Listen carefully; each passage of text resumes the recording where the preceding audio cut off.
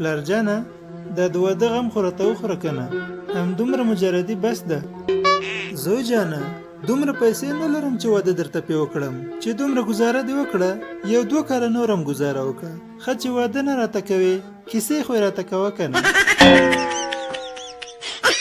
احمده زمونږ ګاونډی ګلالی نه ده، هغه وایي چې ډېر وخت کېږي زه احمد لایک کوم. مننه. نو بیا څه جواب ورکم؟ ورته ووایه چې په لایک باندې څه نه کېږي، فالو مې هم که او کمنټ هم راکوه. دوستانو دا خوشبختی داسې ده لکه قبض چې هر څه ورته انتظار وکړي چې راځي راځي راځي خو بیا هم نه راځي، او بدبختی داسې ده لکه اسهال، ته به فکر کوي چې ختمه شوه، یو دقیقه بعد به ګورې بیا به راشي بیا به راشي.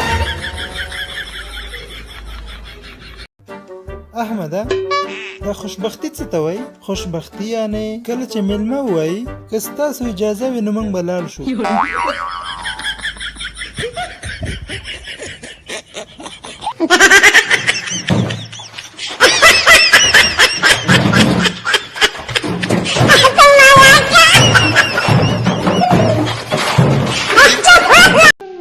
ملګرو مې مشوره راکړه چې د کور قابونه او پلیټونه ماتوه چې زر واده درته وکړي.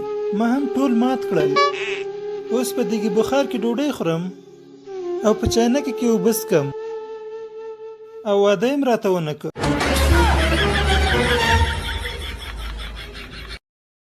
ته ساده نوره هم ښایسته ښکارې. دا جمله ستاسو ډېرې پیسې بچت کولی شي.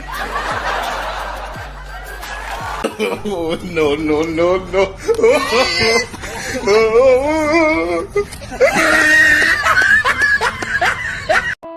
زه مجرد یم، ښځه نه لرم، خو بیا هم خفه نه یم ځکه چې زه 3 ملګري لرم: موبایل، چارجر او ګوشکي، او موږ 4 واړه په خپل ژوند کې ډېر خوشحاله یو.